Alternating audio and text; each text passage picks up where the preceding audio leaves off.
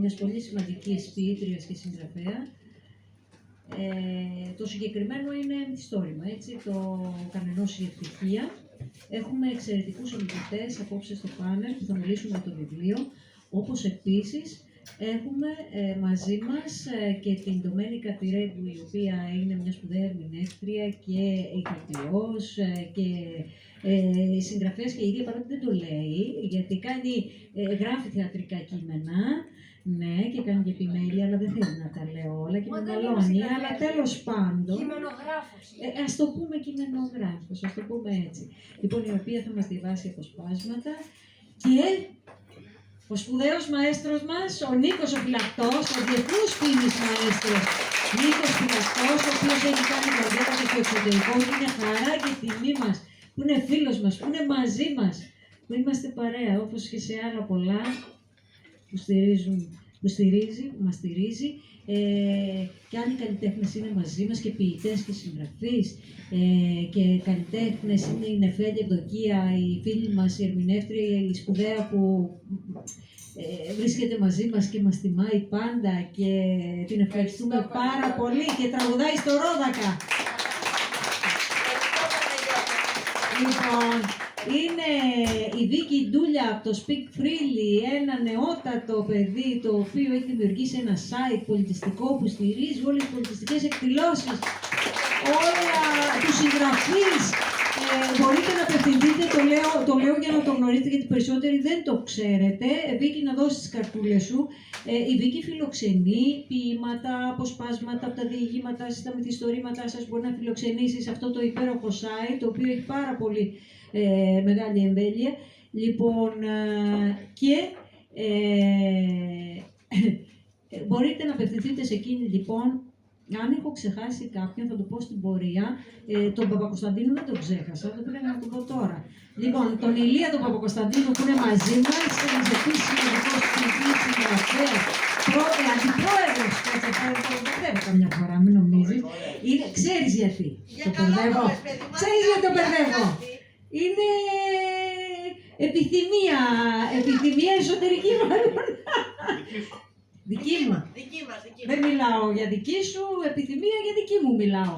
Λοιπόν, αντιπρόεδρος της Πανελλήνιας Ένωσης Λογοτεχνών και εκπροσωπεί και την Πανελλήνια Ένωση Λογοτεχνών.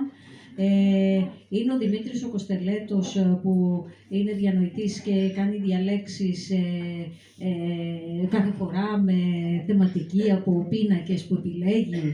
Δημήτρη μου, και τις κάνει και διαδικτυακά και διαζώσεις και τον ευχαριστούμε πολύ που μας τιμάει και εκείνος με την ποεσία του απόψε.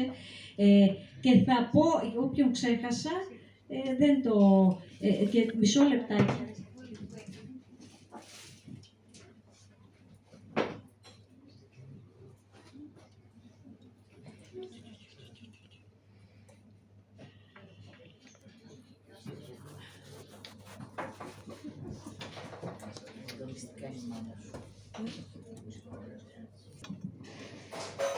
Ευχαριστώ πολύ, Παναγιώτα μου.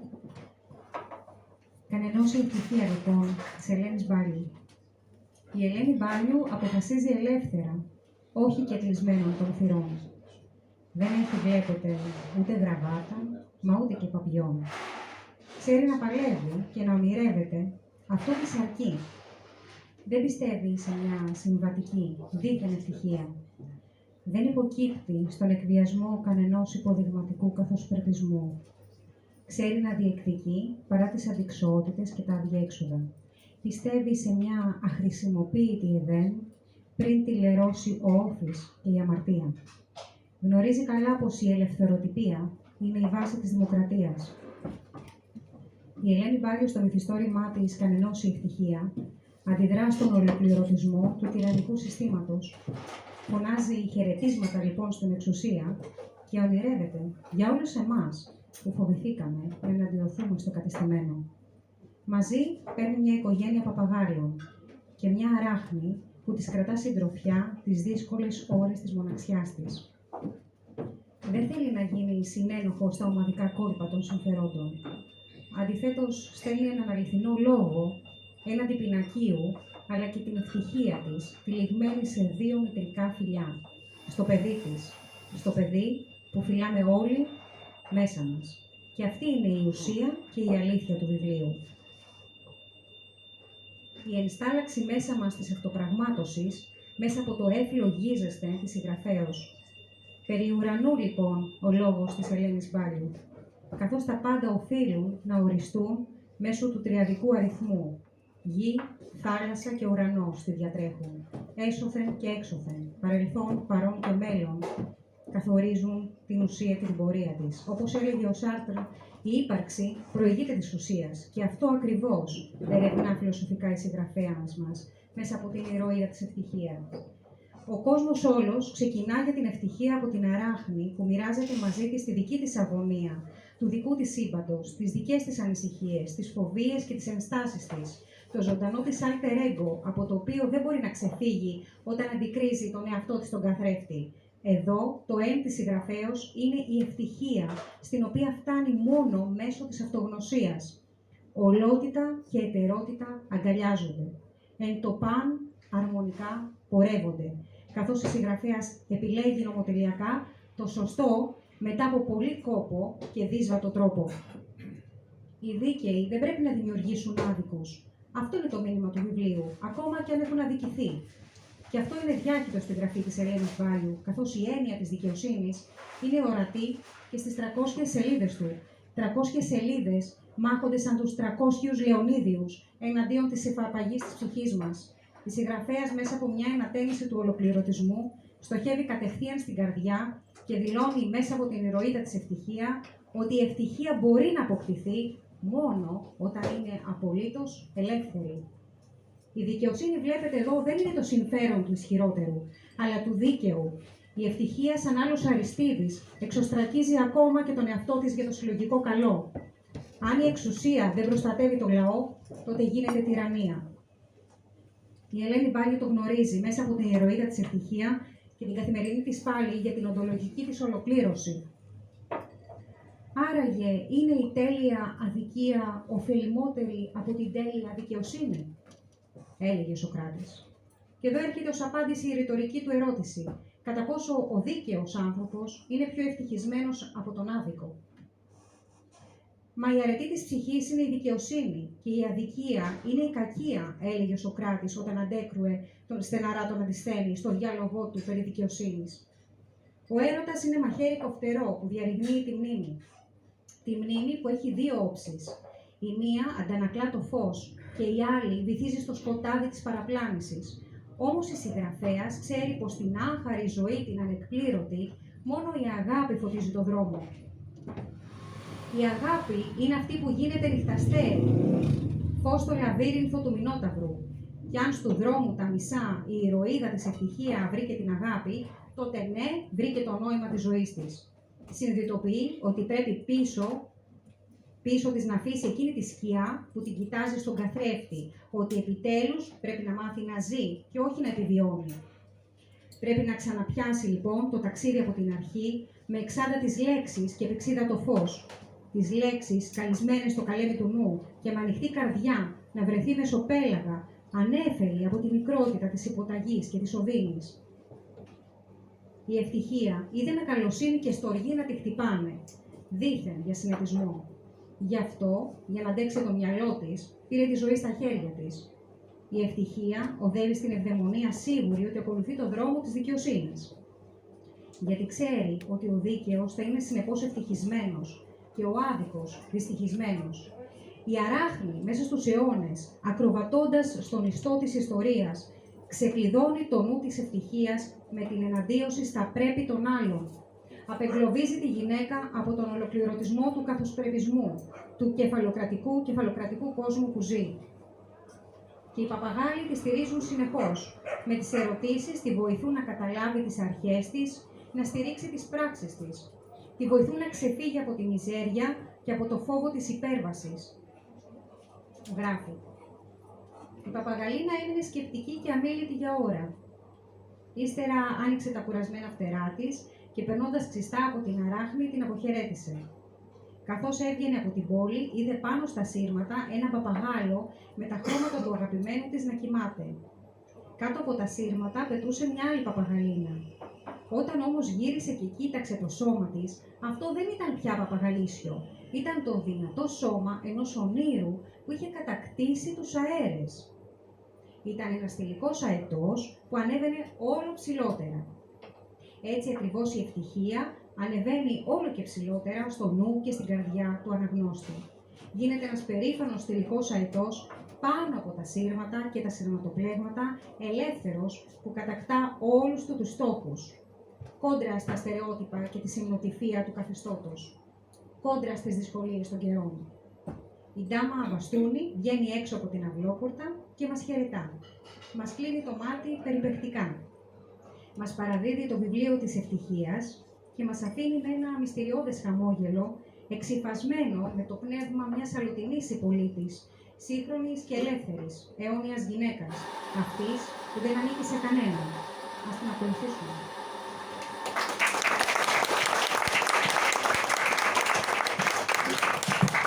Και μετά την Χρύσα Νικολάκη θα δώσω το λόγο στην Ντομένικα Πυρέγκου να μας διαβάσει αποσπάσματα από το βιβλίο. Σκόπευα να κάνω μια γραπτή ανασκόπηση για το τι μου έχει συμβεί μέχρι σήμερα και να μετρήσω τα λάθη στα βήματά μου.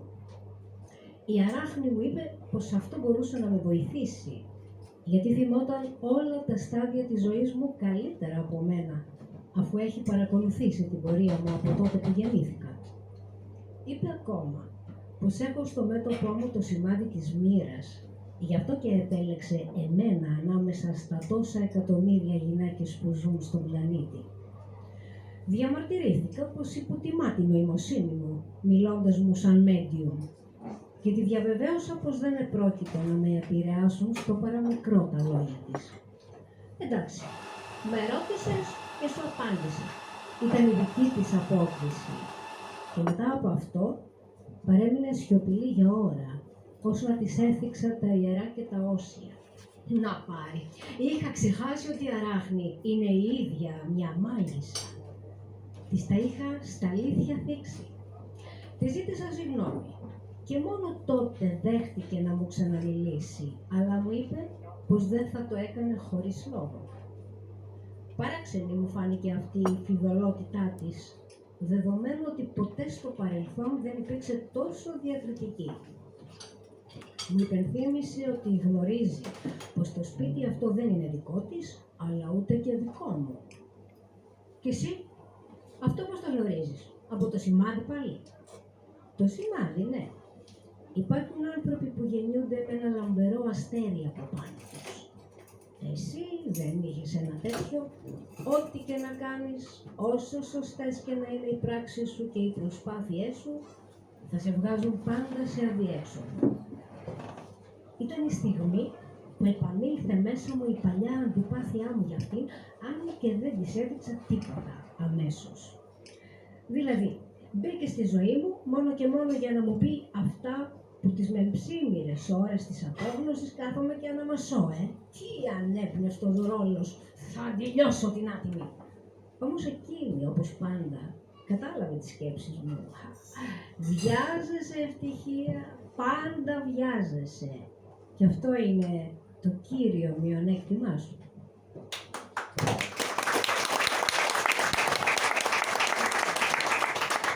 Και μετά την υπέροχη αφήγηση της Ντομένικας Ρέγκου θα δώσω το λόγο στο Δημήτρη το Φιλελέ, έναν επίσης σημαντικό ποιητή και συγγραφέα, εκπαιδευτικό, συνταξιούχο εκπαιδευτικό. Λοιπόν, ο οποίος πέρα από τα δικά του ατομικά έργα έχει να καταθέσει και πολλά συλλογικά έργα. Πρόσφατα παρουσιάσαμε και την Μνημοσύνη, ένα πολύ σπουδαίο έργο. Τον ευχαριστούμε για τις δράσεις του, τον ευχαριστούμε που συμπεριλαμβάνει και όλους τους υπόλοιπους σε τόσο σπουδαίες θεματικές όπως η Μνημοσύνη, και εύχομαι αυτό το βιβλίο να το ξαναπαρουσιάσουμε, Δημήτρη. Λοιπόν, κάτι θα κάνουμε. Να του δώσω το λόγο για να μας μιλήσει για το βιβλίο της Ελένης μας.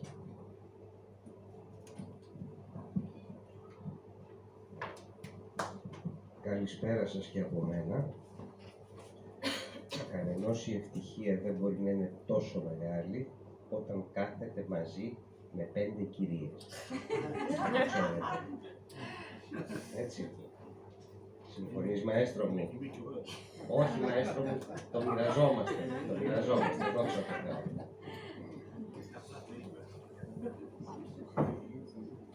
Σχεδόν 80 χρόνια πριν, ο υπαρξιστής φιλόσοφος και συγγραφέας Ζαν Πολ Σάρτρ διατύπωσε μια αποφθεγματική φράση που τάραξε τα νερά της υπαρξιακής αναζήτησης και της αυτογνωσίας. Η κόλαση είναι η άλλη. Μια φράση που δεν άργησε να λάβει στον αντίποδά της την απάντηση «Ο παράδεισος είναι η άλλη». Αν αυτές οι δύο φράσεις συσχετιστούν, ενέργεια εκ πρωινίου λαθεμένη, τότε καταλήγουμε στο αβίαστο συμπέρασμα ότι η δυστυχία μας ή η ευτυχία μας εξαρτώνται αποκλειστικά από τους άλλους. Ανάγονται δηλαδή στις συμπτώσεις και στην τύχη. Και αν κάνουμε ένα βήμα παραπέρα σε αυτή την κατεύθυνση της σκέψης, για ό,τι στη ζωή μας δεν εξαρτάται από τους άλλους, τότε αυτό ορίζεται από τη μοίρα, την προαποφασισμένη θεϊκή βούληση. Κανενός η ευτυχία, όπως τιτλοφορείται το νέο μυθιστόρημα της Ελένης Μπάλιου, δεν μπορεί να καθορίζεται ούτε από τους άλλους, ούτε από την τύχη, ούτε από τη μοίρα. Τι γίνεται όμως όταν αυτή είναι η αντίληψη όχι ενός αλλά πολλών ανθρώπων που αρνούνται πεισματικά να απαλλαγούν από τις ψυχικές τους αγκυλώσεις, που αμετακίνητοι στέκονται σε ένα επιλεγμένο σημείο και αφήνονται να παρατηρούν τη ζωή τους να πάλεται σαν εκρεμές μεταξύ των πρέπει και των θέλω, μέχρι η κίνηση νομοτελειακά να σταματήσει και το νήμα της ζωής να κοπεί πριν καν τη ζήσουν. Μια τέτοια σύγχρονη γυναίκα, παγιδευμένη στον εαυτό της, επιλέγει η Ελένη Μπάλιου, για να κεντήσει το μυθιστορηματικό της καμβά, υποβοηθούμενη στην προσπάθειά της από 3 ευρήματα. Μια οικογενειακή ιστορία από προσανατολισμένων παπαγάλων, μια αράχνη που με μαστοριά την προτρέπει σε εξωτερήκευση του εσωτερικού διαλόγου και την τραγική ιστορία, την τραγική ερωτική ιστορία της βασίλισσας των Αμαζόνων η Πολίτης. Είναι ο φόβος της ήττας που μας αποτρέπει από την είσοδό μας στη μάχη για τη ζωή. Είναι η μοναξιά που μοιάζει να είναι επιλογή, αλλά στα αλήθεια είναι ο δισταγμός να εκτεθούμε και να εμπιστευτούμε ανθρώπους που συναντάμε στο διάβα της ζωής μας. Είναι οι αυθαίρετες αρχές πίσω από τις οποίες οχυρωνόμαστε και οδηγούμαστε στην ισοπαίδωση των πάντων γύρω μας, ώστε να αποφύγουμε τον αληθινό διάλογο και την ουσιώδη επικοινωνία με τον έξω κόσμο. Πολύ πιο εύκολο γίνεται αυτό στις μέρες μας που πίσω από ένα βουβό και ψυχρό πληκτρολόγιο μπορούμε να γινόμαστε επικριτικοί και απαξιωτικοί, ενώ παράλληλα παρασυρώμαστε από την ψευδαίσθηση της αλλοιωμένης πραγματικότητας. Είναι σκληρές οι αλήθειες που η συγγραφέας αποφασίζει να ανασύρει στην επιφάνεια. Είναι αλληλοσυγκρουόμενες οι μνήμες του παρελθόντος που καλείται να διαχειριστεί. Είναι επώδυνες οι εμπειρίες μέσα από τις οποίες θα κάνει τις προσωπικές της επιλογές. Πόσο σκάψιμο του εσωτερικού κόσμου της ηρωίδας, της ευτυχίας απαιτείται, μέχρι αυτή να απαλλαγεί από το βάρος της βάναυσης πατρικής συμπεριφοράς, αλλά και της αδιάφορης συζυγικής συνύπαρξης. Πότε η ανασφάλεια, η αναποφασιστικότητα και η αναβλητικότητα θα πάψουν να καλύπτονται πίσω από το σαφρό οχύρωμα της σωματικής και ψυχικής ασέλγειας που υπέστη, αλλά αποφεύγει να κοιτάξει κατάματα. Πότε θα καταφέρει να διαχωρίσει μέσα από τον κικαιώνα των ευθυνών εκείνες που πράγματι της αναλογούν και που οφείλει αδιαμαρτύρητα να επομιστεί. Πώς θα ανταποκριθεί στις προσωπικές της οφειλές και τα χρέη, αν πρώτα δεν δώσει τη μάχη όχι ως αυτοσκοπό, αλλά ως πορεία προς την επικράτηση της εντός της κυρίως ειρήνης, για να γευτεί τους καρπούς μιας γλυκιάς και όχι πύριας νίκης. Όλες αυτές οι απαντήσεις όμως, όπως και η ισορροπημένη στάση ζωής, δεν θα συμβούν μέσα σε μια γυάλα, σε ένα περιβάλλον προστατευμένο από εξωτερικές παρεμβολές. Αντίθετα, οι παρεμβολές, θετικές ή αρνητικές, είναι εκείνες που μας οθούν στις σημαντικές αποφάσεις, μακριά από τους επικηρυγμένους πόθους, τους αηδιαστικούς ενδιασμούς, τα σαρκοβόρα νύχια της αυταπάτης, το σύνδρομο του σωτήρα και τόσα άλλα. Η ηρωίδα του αφηγήματος οφείλει να δώσει στον εαυτό της την ευκαιρία να υπερφαλαγγίσει τις αναστολές και να κλείσει οριστικά το ανοιχτό κεφάλαιο των αέναων αναβολών. Να μάθει να χαράζει διαχωριστικές ή και κόκκινες γραμμές με την ίδια ευχέρεια που θα μπορεί να δεχτεί να απολαύσει τα αναπάντεχα δώρα της ζωής. Να αντιληφθεί ότι οφείλει να επιλέξει ποια θέλει στα αλήθεια να είναι και ποια είναι η διαδρομή για να συμφιλιωθεί με την επιλογή της.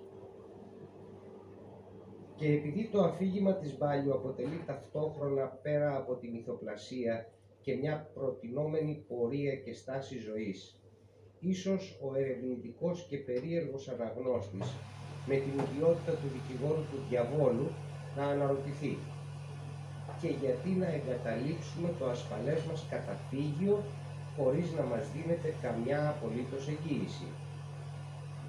Θα γαλιστώ ως απάντηση ένα σύντομο απόσπασμα από το βιβλίο.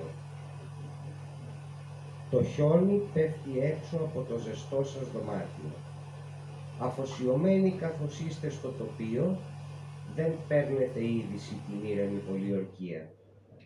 Το χιόνι θα καλύψει μια μέρα το ζεστό σας δωμάτιο και θα σας τάψει ζωντανούς μέσα στην ψεύτικη ασφάλειά σας. Η αλήθεια είναι ο μόνος τρόπος για να νιώσουμε άνθρωποι. Να απαλλαγούμε από τις παγίδες που στείλουν τα στερεότυπα. Να δημιουργήσουμε, όπως αναφέρει και η συγγραφέας, μια σχετική απολυτότητα. Να θελήσουμε να εξουδετερώσουμε τις στήρες αμυνές μας για να βιώσουμε το υπέρτατο αγαθό της ζωής, τον έρωτα, με τις πτήσεις και τις πτώσεις που μας προσφέρει η απόλαυσή του, που είναι η κινητήρια δύναμη της ζωής. Ελένη μου, εύχομαι το βιβλίο σου να ζήσει σαν την ηρωίδα του τις δικές του τρικυμίες, να περάσει από τις δικές του συμπληγάδες και να κάνει ένα μακρύ ταξίδι στις καρδιές των αναγνωστών. Σας ευχαριστώ πολύ.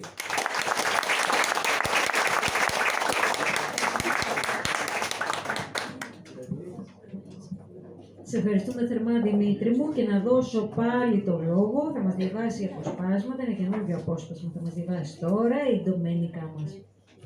Όπου κοίτα να δεις, Δημήτρη, τι θα διαβάσω, τι έκατσε μετά από αυτό που τέλειωσες περιέρωτος. Τι να σου πω. Μια μέρα, η παχουλή φίλη μου ήρθε με τα κλάματα στο σχολείο και όταν τη ρώτησα τι τη συμβαίνει, με πήρε παράμερα και μου εξομολογήθηκε ότι κάποιος την είχε αποπλανήσει. Τώρα φοβόταν πως είχε μείνει και έγκυος. Για να την παρηγορήσω, την πήγα στο σπίτι μου, που έλειπαν ακόμα οι γονείς μου στη δουλειά, ώστε να τα πούμε με την ησυχία μας. Το κορίτσι έκλαιγε απαρηγόρητα και μου έλεγε ότι φοβάται να γυρίσει στο σπίτι του. Δεν ήξερα τι να κάνω. Πήγα λοιπόν και άνοιξα το ντουλάπι του αδελφού μου, που μέσα φύλαγε κάτι πορνοπεριοδικά και τα είχα δει από πριν σε κάποια από τις κρυφές εξερευνήσεις μου. Έβγαλα ένα τέτοιο έξω με φωτογραφίες από γυμνούς φαλούς σε στήση και της είπα ότι μέσα εκεί θα υπήρχε κάποια πληροφορία για το πότε αναγνωρίζει κανείς την εγκυμοσύνη. Δεν μπορεί, αυτά τα περιοδικά είναι γεμάτα πληροφορίες για το σεξ.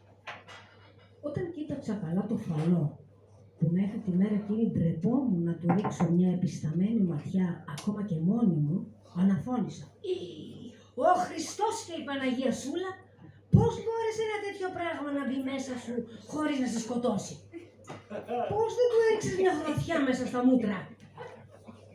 Μα μου άρεσε, είπε εκείνη και έμεινα με το στόμα μου ανοιχτό, εμβρόντιτη.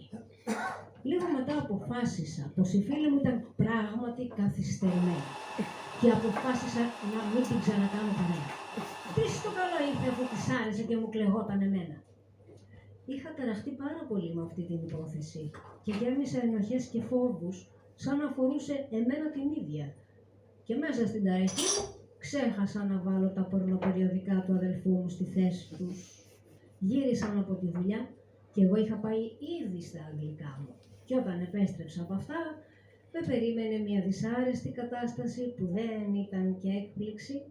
Έφαγα της χρονιάς μου και από τους δύο, χωρίς να μου εξηγήσει πριν κανείς το λόγο. Μάλλον δεν χρειαζόταν, ήξερα.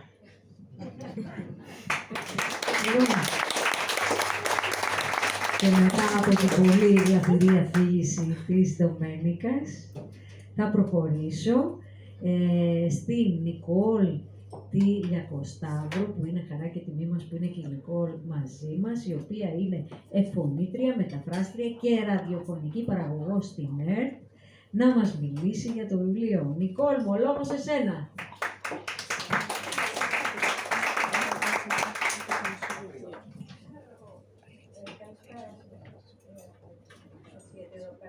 Μπέρδεψες τα γυαλιά σου, Νικόλ. Όχι, δεν τα μπέρδεψα. Πρέπει να κάνω μια κατάσταση.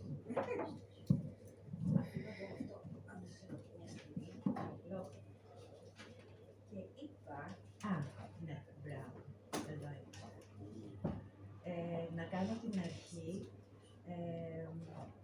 Ναι, γράφω SOS αρχή, σελίδα 84. Και με αυτό θα αρχίσω, Ελένη. Αυτό μου βγήκε. Καταρχήν να μιλάω ως αναγνώστρια. Γλυκό μου κορίτσι, λες, ο μόνος τρόπος για να μπορέσει κάποιος να σε φέρει στο απόγειο της ευτυχίας είναι να στα πάρει όλα. Από αυτή τη φράση αρχίζω τώρα της Ελένης, η οποία είναι και αυτή κάθετη. Κοντά το μικρόφωνο, Νικόλ. Σαν Αμαζόνα, ως Αμαζόνα, ως αράχνη. Και, και ως ευτυχία, η ευτυχία χαμηλοθόρη και η ντάμα μπαστούνι. Λοιπόν, κάτσε. Ως αναγνώστρια είμαι ο άνθρωπος που απλώνει τα χέρια του και κατεβάζει από το ράφι ένα βιβλίο για να το διαβάσει εν πρώτη. Μετά αρχίζει η αναπαραγωγή του βιβλίου από τον αναγνώστη και αυτό, δόξα τω Θεώ, μου το προκάλεσε και αυτό το βιβλίο σου και ένα άλλο βιβλίο σου και τα ποίηματά σου. Ο αναγνώστης βάζει τα δικά του σημάδια, θυμάται και βλέπει τις δικές του δουλειές, που πάνω κάτω όλοι πάνω στον ίδιο άξονα ζούμε, δηλαδή στον άξονα της ζωής, της ύπαρξης και του θανάτου. Αυτό είναι. Η γραφή της Ελένης Μπάλιου το κάνει αυτό και το προκαλεί.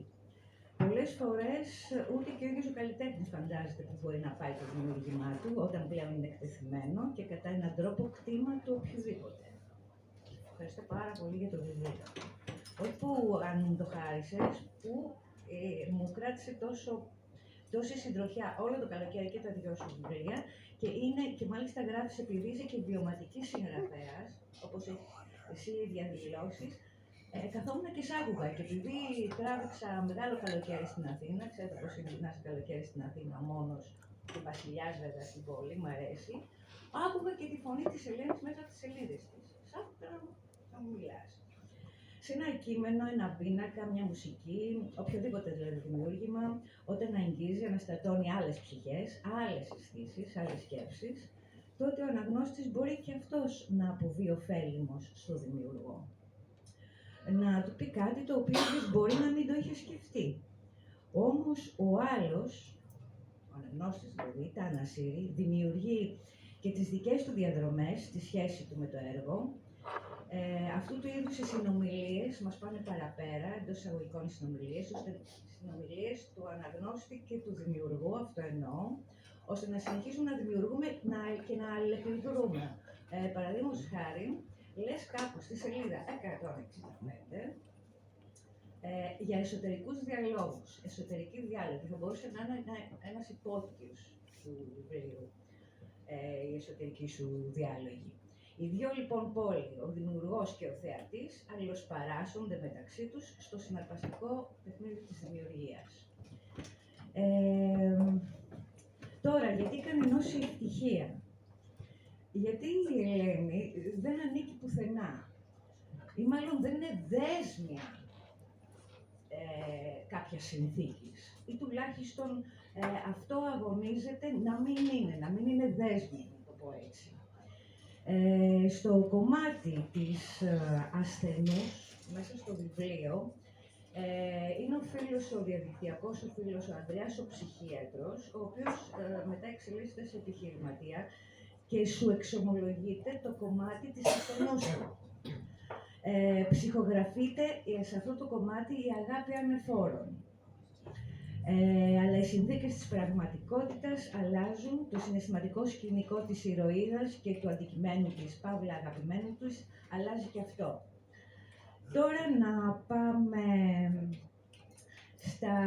στις φιγούρες που μας παρουσιάζει η Ελένη.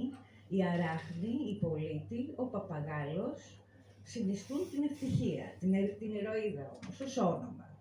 Η ευτυχία χαμηλοθόρη, όπως είπαμε. Γιατί κοιτάει χαμηλά η ευτυχία, Ελένη?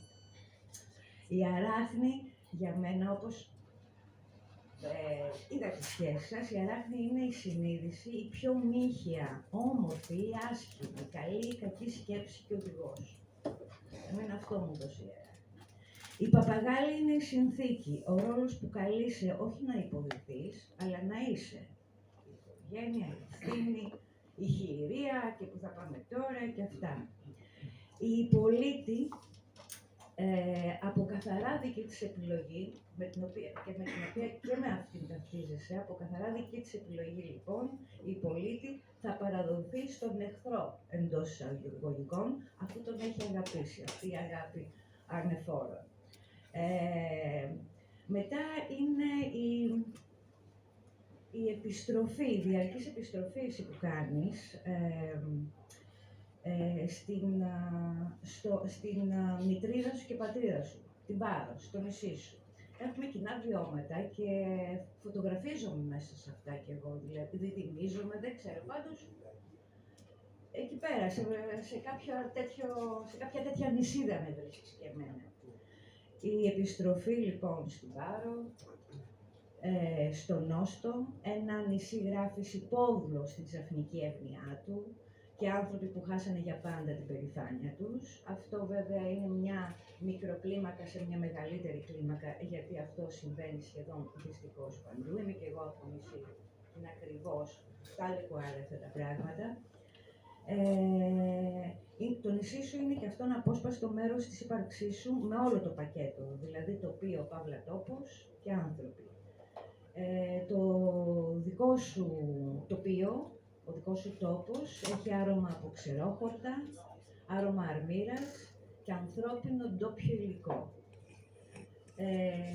Και μέσα από τη γραφή της Ελένης συνεχίζουμε με τις ρογμές μας, τα σπασίματά μας. Ίσως συνεχίζουμε όντες μόνο με ένα θράψμα στην αστραπή του χρόνου που μας επιτρέπει τελεσμένα να είμαστε έμβια όντα. Ακόμα, δηλαδή, πολλές φορές νιώθω ότι και εγώ ξεδιαβάζω ή έχουμε κοινούς συνειρμούς, να το πω έτσι, κοινά βιώματα. Είμαστε θράψματα, κάνουν ολοκληρωμένες οντότητες υπάρξης, κομμάτια. Επίσης, η γραφή σου λειτουργεί και ως ντοκουμέντο και με αυτό το βιβλίο και με το προηγούμενο «Τη τραβάνει αυτή η πλούση». Κυρίως αυτό είναι πολύ ντοκουμέντο. Η πορεία, τα γεγονότα, οι σκέψεις μυαλού και ψυχής είναι τα βιβλία της Ελένης. Καθότι η Ελένη είναι μια διαρκώς σκεπτόμενη ψυχή, ένα μυαλό που διαρκώς τοποθετεί τις λέξεις υπό την επίρρεια ενός βαθέως συναισθήματος, και ενώ ο κόσμος γύρω της καταραίει από τη λέλαπα του κέρδους. Και εκεί πάμε σε αυτό που είπαμε και πριν, εκτός από το νησί σου, αυτή η περίφημη τουριστική βιομηχανία, όπως τη λέμε, την Πούργα, ας πούμε, τη Φούσκα, είναι πιο επικίνδυνη από το Φούσκα αυτή, είναι και ο Ανδρέας ο ψυχίατρος, όπως είπαμε, που έγινε επιχειρηματίας και μάλιστα ανελαίτος. Το βιβλίο αναφέρει ιστορίες ανθρώπων επίσης. Ανθρώπων που υπάρχουν γύρω της, τους γνωρίζει, έχει σχέσεις μαζί τους. Όπως οι γειτονές της, άνθρωποι που ήρθαν και από μακριά, από την ιστορία. Καθότι η Κεσαριανή βέβαια είναι ένας παραδοσιακός τόπος προσφύγων από τη Μικρά Ασία. Οι πρόσφυγες λοιπόν της Κεσαριανής αφηγούνται την ιστορία όχι σαν απλή ανάμνηση, αλλά περιγράφουν το τωρινό ρούχο της ψυχής τους, υφασμένο από μια πρώτερη καλύτερη ζωή, όπως είναι η φοβερή ιστορία της κυρίας Ζωής, η οποία είναι τρίτης ηλικίας και τελικά πεθαίνει μόνη σε ένα διαμέρισμα, η οποία ήρθε από τη Σμύρνη. Και κάπου λες, ναι,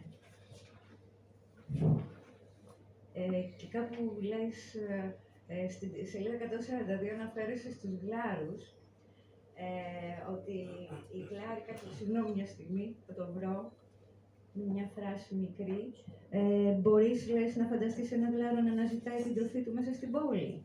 Και απαντάς, όχι, οι γλάροι ζουν πάνω από το νερό, νομίζω πως στην πόλη θα πέθαιναν, είπε, ύστερα θεωρώντας τη σιωπή μου απάντηση. Λοιπόν, έχω να απαντήσω πάνω σε αυτό τελείως εμπειρικά. Καμιά φορά, όταν ο καιρός χαλάει, οι γλάροι ανηφορίζουν μέχρι τους πρόποδους των βουνών που έχουν φτιακτιστεί τα βουνά, όπως και το νησί της Ελένης, και όχι μόνο αυτήν στο νησί ο τόπος, και εκεί οι γλάροι αναζητούν τροφή στους σκουπιδοντενεκέδες και τις χωματερές, γεμίζοντας το στομάχι τους με αστικά σκουπίδια. Και θέλω να, επίσης, η Ελένη σαν ιδιοσυγκρασία και στη γραφή της, η οποία είναι γεωμετρική, ξέρεις ποια μου θυμίζει, ποια ηρωίδα μου αγαπημένη μου θυμίζεις. Την έχω διαβάσει 12 φορές, οι 11 φορές ήταν στις παιδικές εκδόσεις, δεκαετία του 70, και η τελευταία 12η φορά πήγα επιτέλους μετά τα 35 μου να πάρω ολόκληρο το μυθιστόρημα. Μου θυμίζει πολύ τη Jane Eyre. Αυτή τη ψυχογραφία έχεις. Και θέλω να κλείσω. Σήμερα έχουμε Δευτέρα, εγώ είμαι ακόμα στην Κυριακή, να κλείσουμε, επειδή την αγαπάω πάρα πολύ τη Σαββήτρια, και μου θυμίζει, εσύ έχω πει ότι μου θυμίζεις κάποιες, έντονα όμως, τον Νίκο Καρούζο, που για μένα είναι μέγιστος, είναι Ιμαλάιο στην ποίηση, και αυτό το ποίημα μου θύμισε και ένα μικρό, από τα μικρά ποίηματα του Καρούζου, τώρα περιφραστικά δεν θυμάμαι να σας το πω, του νοσταλγούσα, ας πούμε, όταν μυρίζαν τα γιασεμιά και τρέχαμε πάνω στο ποδήλατο για μισή ωρίτσα γεμάτη ευτυχία, η Κυριακή. Τα τραγούδια όλα τα παλιά τη ζητάνε και τα καινούργια, να πω την αλήθεια, την έχουν ξεχάσει. Μα εγώ σαν το μικρό παιδί τρέχω στην πόρτα να δω την καλημέρα του ήλιου στο ξέφωτο. Από την Τετάρτη αρχίζω και την περιμένω. Κάτι σαν συνήθεια από τον καιρό της δουλειάς ή της απόφασης να σπρώξεις με το βλέμμα το βουνό σου πέρα, μόνο και μόνο γιατί κάθε Κυριακή έχει μια παιδική ζωγραφιά καρφιτσωμένη στο πέδι της και τα παιδιά λένε πάντα την αλήθεια.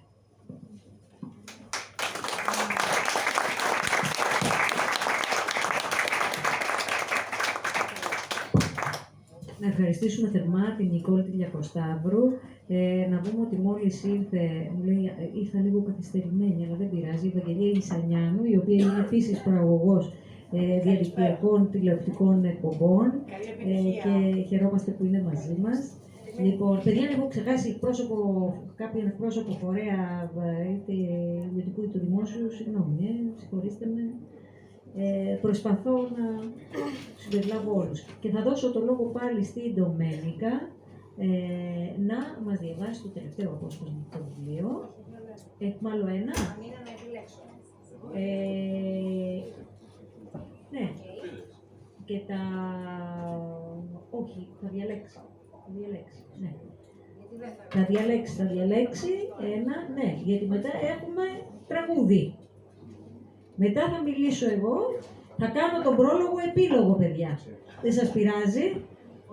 Λοιπόν, δεν έχει σημασία, έτσι, αφού ακούστηκαν τόσο ωραία πράγματα για το βιβλίο, αναλύθηκε το βιβλίο τόσο κατατοπιστικά, λοιπόν, θα κάνω και εγώ το πρόλογο επίλογο. Λοιπόν, ναι, επέλεξε.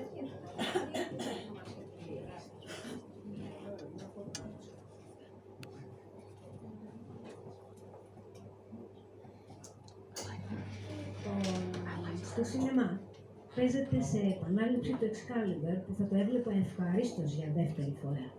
Το αποφάσισα. Σκέφτομαι πως δεν μ' αρέσει να πηγαίνω μόνη μου στο σινεμά, αλλά δεν έχω άλλη επιλογή. Γιατί δεν παίρνεις εμένα μαζί, συνέχισε να με ενοχλεί απτόητη η αράχνη. Και τότε μου ήρθε μια φαϊνή ιδέα. Θα τη βάλω μέσα σε ένα πακέτο από τσιγάρα και θα την ξεχάσω κάπου εκεί έξω, αρκετά μετά. Πήδα μέσα. Έτσι απότομα. Δεν θέλεις να μου πεις τι σκοπεύεις να με κάνεις. Πήδα μέσα κι άσε τα πολλά λόγια. Βλέποντας την να μην κουνιέται από τη θέση της, πήρα ένα μολύβι και την έσπρωξα δια της βίας στο κουτί. Εκείνη άρχισε να χαρχαλεύει πανικόβλητη, αλλά εγώ ένιωσα σαδιστικά καλά. Έβαλα το κουτί στην τσέπη μου και βγήκα. Έπρεπε να προσέχω για να μην τον μπερδέψω με το άλλο που είχα μέσα τα τσιγάρα μου. Έξω από το σινεμά με ρώτησε ποιο έργο παίζεται και όταν της είπα για το παραμύθι, ξέχασε το φόβο της και άρχισε να μου ζητά να της επιτρέψω να δει το έργο μαζί μου. Το απέκλεισα εξ αρχής. Ένιωθα όλα τα χαρχαλέματα από την αγωνιώδη προσπάθειά της να μου δραπετεύσει. Έφερα το κουτί κοντά στο στόμα μου. «Κάθισε φρόνημα», της ψιθύρισα. Και αυτή, ακούγοντας τη φωνή μου, ηρέμησε. Σε κάποια στιγμή άκουσε στριγγιές φωνές και ανατριχιαστικούς θορύβους από τα μεγάφωνα και με ρώτησε τι έχει συμβεί. Της είπα πως πρόκειται για μια αράχνη μάγισσα που μεταμορφώθηκε σε γυναίκα και τι ήταν να το ακούσει. Άρχισε να σκληρίζει και το χαρχάλεμά της έγινε τόσο δυνατό που ακουγόταν στην αίθουσα λες και τσαλάκωνε σε ένα κομμάτι σελοφάν μέσα στο αυτί του κάθε θεατή. Dolby System. Ακούστηκε ταυτοχρόνως από 2-3 μεριές. Αλλά αυτή δεν έλεγε να ηρεμήσεις. Όλο που σου ζητάω είναι να με βάλεις πάνω στο κεφάλι σου για να μπορώ να βλέπω. Μέσα στο σκοτάδι δεν πρόκειται να μας αντιληφθεί κανείς. Με έπιασαν τα γέλια. Μα δεν πρόκειται να κάνω τίποτα που θα σε ταράξει. Μόνο το έργο θέλω να παρακολουθήσω. Έχω καταλάβει πως δεν πρόκειται να κάνεις τίποτα από αυτά που σκέφτεσαι. Έχεις ακόμα πολλούς ενδιασμούς. Βγάλε με λοιπόν από εδώ μέσα και κούμπισέ με το κεφάλι σου να δω κι εγώ το έργο. Της έκανα μόνο μια προειδοποίηση, ότι έτσι και κάνει την παραμικρή κίνηση πάνω στο κεφάλι μου θα τελειώσω επί τόπου. Και ύστερα ψύχρεμη άνοιξα το κουτί της και την άφησα να πάρει μια βολική θέση πάνω στα μαλλιά μου. Αφού πήρε τη θέση της έμεινε ακίνητη, συνεπαρωμένη από το θαύμα της 7ης τέχνης. Τέτοια εμείς τις μέρες μας δεν τα είχαμε, έλεγε και ξανά. Μέχρι την τελευταία σκηνή έμεινε προσιλωμένη στην οθόνη, χωρίς να κουνήσει ούτε μια φορά τα πόδια της. Και όταν το έργο τέλειωσε, έβαλα το κουτί δίπλα της και αυτή μπήκε μέσα χωρίς την παραμικρή διαμαρτυρία.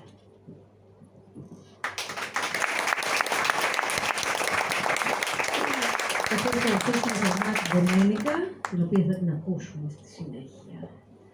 Λοιπόν, παρέα με τον Νίκο, παρέα με τον μαέστρο μας, τον Νίκο τον Φυλακτό, θέλω να πω ότι είμαστε σε έναν υπέροχο χώρο, σε ένα πολύ ζεστό και φιλόξενο χώρο, στο Booking Hill. Χαιρόμαστε που είμαστε εδώ, παιδιά κάνετε υπέροχη δουλειά και εγώ ενθουσιάστηκα όταν πρώτη φορά ήρθα στο χώρο, είναι πολύ ζεστός. Να πούμε επίσης ότι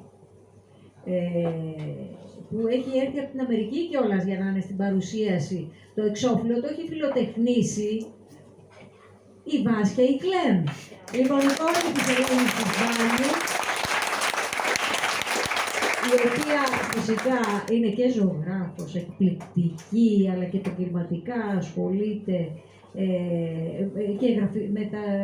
και ως γραφίστρια επαγγελματικά. Στην Αμερική αυτή τη στιγμή δραστηριοποιείται και ήρθε το κορίτσι μας για να είναι εδώ παρέα μας στην παρουσίαση και μόλις ήρθε ήταν η Ελένη πολύ συγκινημένη. Λοιπόν, ήρθε το κοριτσάκι μου, λοιπόν, δύο ωραία πράγματα που ακούμε απόψε. Λοιπόν, να σας πω κι εγώ δύο κουβεντούλες. Λοιπόν, το μυθιστόρημα της Ελένης της Μπάλιου είναι ένα ιδιαίτερα στοχευμένο φιλοσοφικό έργο, κατά την άποψη του δική μου. που ασχολείται με την εντρύφηση σε σημαντικά οντολογικά θέματα που αφορούν την ίδια τη ζωή. Ονομάζει την πρωταγωνίστριά της Ευτυχία, καθώς έχει εντοπίσει ότι οι αγωνίες του μέσου ανθρώπου προσπαθούν να κυκλώσουν την ευτυχία, προκειμένου να την εχμαλωτίσουν στο μικρό κόσμο του ανταλλάσσω και όχι του προσφέρω. Δυστυχώς. Και ξετυλίγει σιγά σιγά το μύτο, τη χρυσή κλωστή της ευτυχίας, που κάποιες φορές οδηγεί στην ευτυχία και άλλες φορές στην δυστυχία. Σε δύο αντίθετες καταστάσεις, σε δύο διαφορετικούς κόσμους, που όμως ισορροπούν μεταξύ τους, ως αποτέλεσμα των επιλογών που κάνουμε στη ζωή και μας δίνουν ταυτότητα.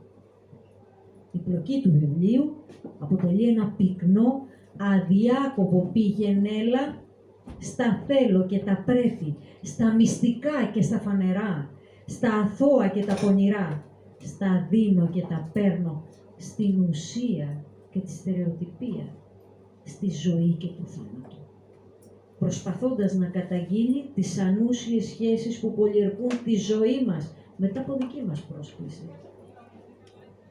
Το σκοτάδι από το κάψιμο της λάμπας καταδεικνύει το σκοτάδι της ζωής, από το οποίο περιβάλλεται η ηρωίδα κατά περιόδους στη ζωή της.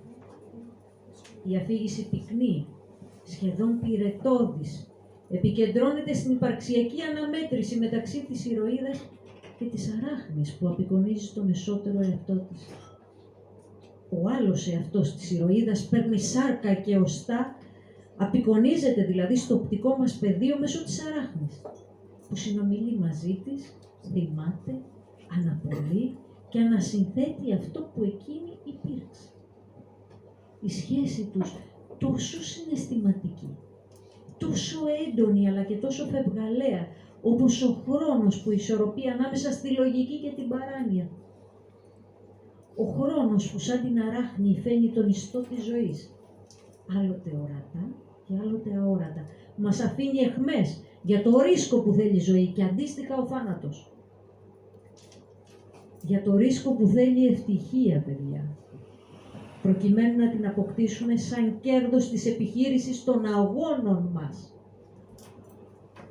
Η ευτυχία που άλλες φορές γίνεται Αριάδνη και άλλες φορές υπολείπτη. Και στις δύο περιπτώσεις, ο μύθος, το σενάριο, οδηγεί σε δύο διαφορετικές καταλήξεις. Τη μία της ευτυχίας και την άλλη της προδοσίας. Ποια από τις δύο είναι η σωστή και ποια η λάθος? Ή μήπως είναι και οι δύο όψεις του ίδιου νομίσματος? Ερμηνεύεται με βάση την κουλτούρα κάθε φορά του κόσμου που ζούμε, του κατακτητικού ή του αυτογνωσιακού, όπου δεν υφίσταται προδοσία, διότι η γυναίκα δεν εξαρτάται από κανέναν άντρα.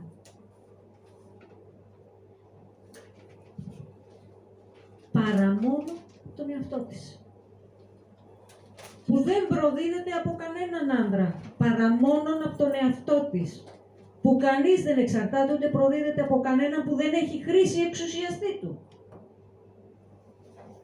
Μια οικογένεια παπαγάλων, ένας πατέρας κουρασμένος από τη ζωή, παραιτημένος, που έμαθε να περπατά πάνω στα ηλεκτροφόρα σύρματα και να κουρνιάζει χωρίς να παθαίνει ηλεκτροπληξία, και αυτό να το θεωρεί επίτευγμα, να το θεωρεί ευτυχία, και μια μητέρα ανήσυχη και ανυπόμονη να δείξει στο παιδί της έναν άλλο κόσμο, όπου θα μπορεί να απολαύσει την πραγματική ευτυχία.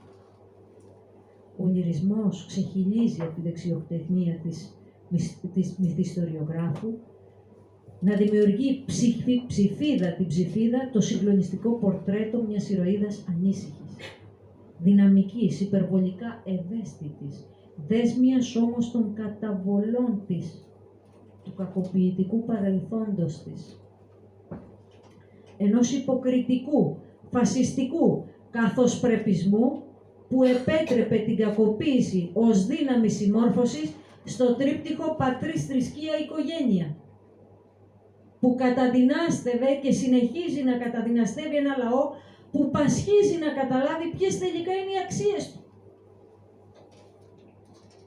Το βιβλίο αποτελεί ουσιαστικά το διπορικό της ηρωίδας ανάμεσα στη νίκη και την ήττα. Ανάμεσα στη ζωή και το φόβο. Και δεν λέω θάνατο, γιατί ακόμη και ο θάνατος μπορεί να είναι δημιουργικός όταν δεν προκύπτει μέσα από το φόβο.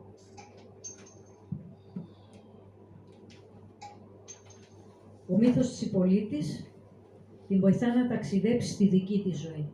Να ψάξει για νικητές και ηττημένους. Να καταλάβει πώς έκανε πατρίδα της τη μοναξιά για λόγους τιμής. Πόθη, μνήμες, ξεχασμένες επιθυμίες, ενδιασμοί, συντηρητισμός, αδιέξοδες, ανταγωνιστικές σχέσεις συνθέτουν το σκηνικό μιας ιντερνετικής ελεγγύας, όπου το σκουός γίνεται τένις με τον εαυτό σου. Εξαιρετικά χρήσιμο για τη μετάβαση από την απλή ύπαρξη στην απόλαυση, στο συγγραφικό παράδεισο της ηρωίδας. Στον ολό δικό σου υπότι, τον εαυτό σου. Η Διαθήκη συμβολίζει το θάνατο που νίκησες. Οι λύρες συμβολίζουν τις σκέψεις που επιτέλους έγιναν δικές σου. Το κτήμα στο δίλεση είναι το παράθυρο που επέλεξες να αναπνέεις. Η ευτυχία συμβολίζει την ευτυχία που δεν ανήκει σε κανέναν, παρά μόνο σε αυτόν που ξέρει να τη διεκδικεί. Κανενός η ευτυχία, λοιπόν, αποτελεί μια ηχηρή υπαρξιακή κραυγή σε όσους δεν τόλμησαν να διεκδικήσουν τον εαυτό τους και τον εναπόθεσαν τρόπαιο στη βαρύτητα του κόσμου γύρω τους. Σας ευχαριστώ. Και πάμε τραγούδι. Ναι, αν έχετε την καλοσύνη, ευχαριστώ. Στο μεταξύ βέβαια να πω ότι αν κοιτάξετε προς τα πάνω θα δείτε πάρα πολλές αράχνες λόγω του Halloween, είναι διακοσμημένος ο χώρος, λες και συνάδουν μαζί μας. Και βέβαια επειδή της κεντρικής ηρωίδας η βασική συντροφιά είναι η αράχνη, είπαμε με τον κύριο Βουλευτό να σας αφιερώσουμε 2 τραγούδια που αναφέρονται σε αράχνη. Το πρώτο είναι του Σοκράτη Μάλαμα και έχει τον τίτλο Αράχνη.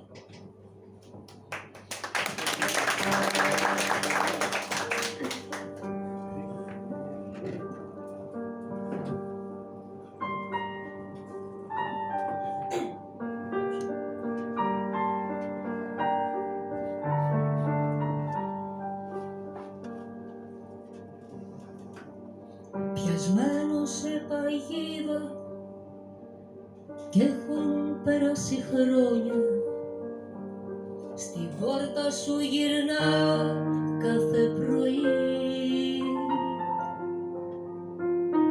στη σκέψη σου αρρωσταίνω, στέκω βαριά να σένω. Θυμάμαι όταν σ' είχα πρώτο δει. Δεν μένει εδώ κανείς, μόνο τα δέντρα μείναν ίδια κι άδειοι δρόμοι με σκουπίδια. Δεν μένει εδώ κανείς, σκληρό το φως που ξημερώνει σαν μεθυσμένο μανταμόνι και με λιώνει.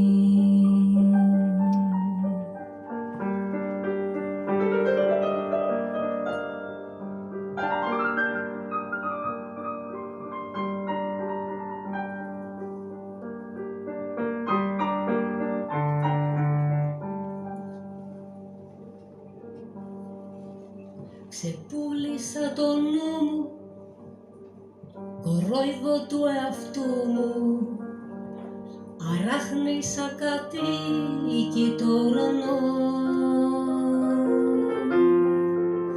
Νομίζω τα έχω χάσει, δεν σ' έχω ξεπεράσει.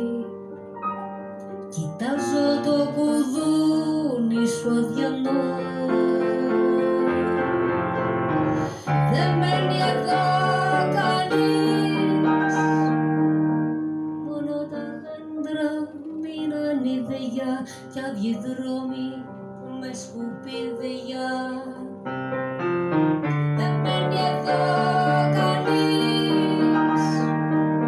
Σκληρό το φως που ξημερώνει σαν μεθυσμένο μανταμόνι και με λιώνει.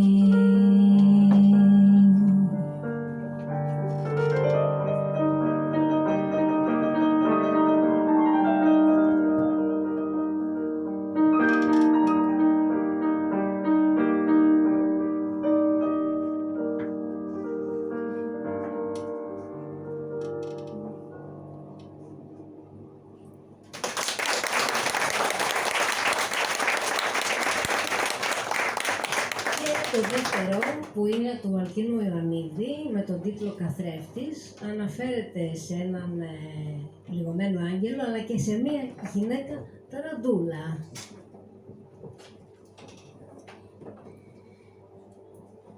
Με δυσκόλεψες.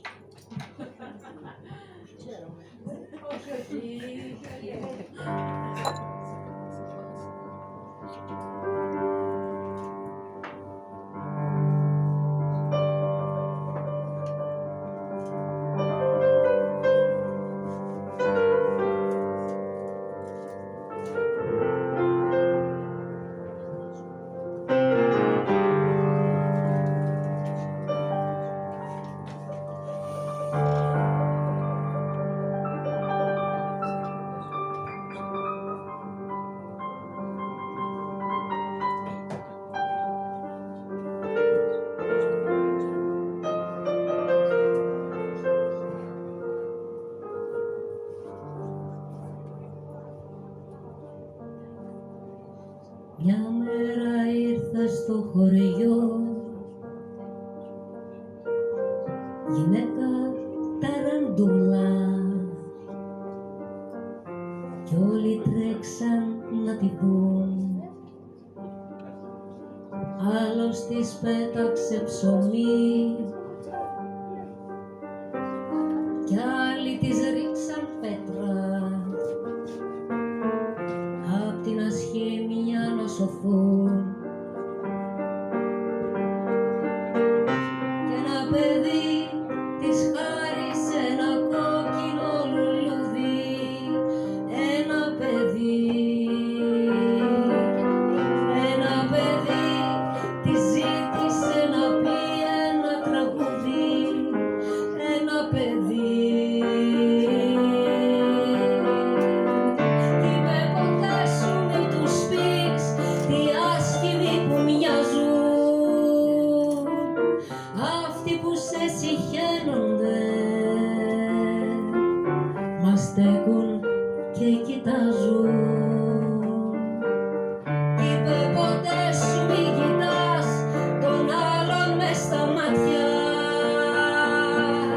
γιατί καθρέφτης γίνεσαι κι όλοι σε σπάν κομμάτια.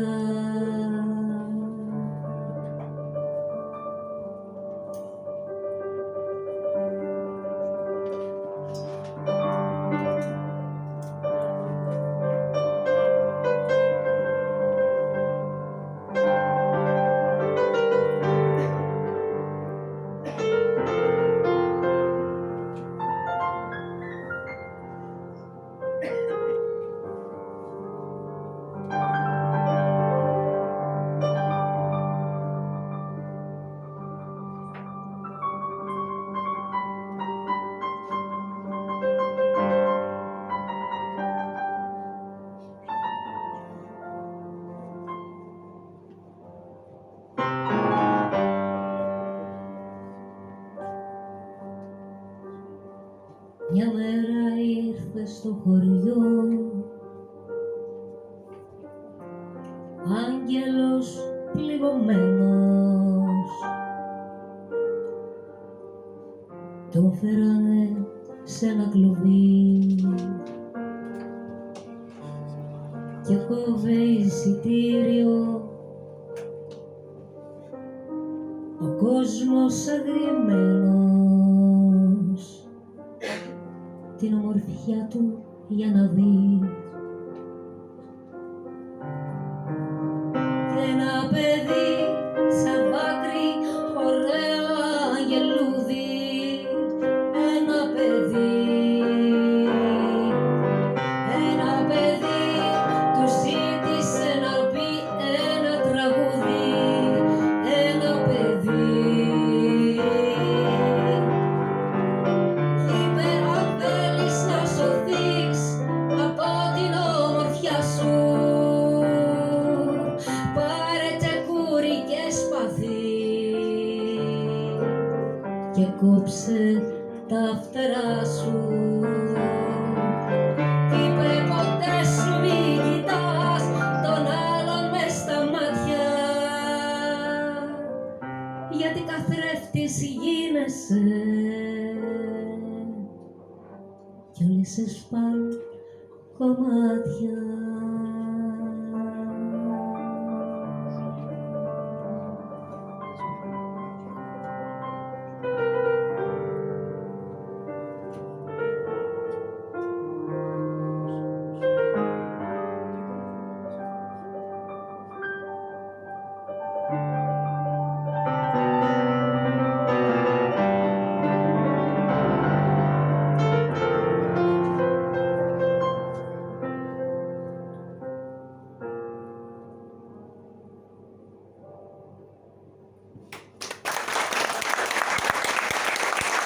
Ο υπέροχος φίλος είναι αυτός στο θέμα που έκανε ο Κωνσταντινός. Το μ' άρεσε πάρα πολύ.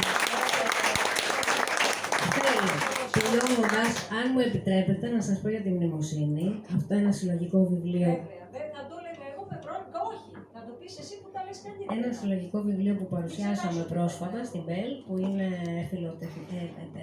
με τις ευλογίες του Δημήτρου του Φιλελέ, κόμπιασα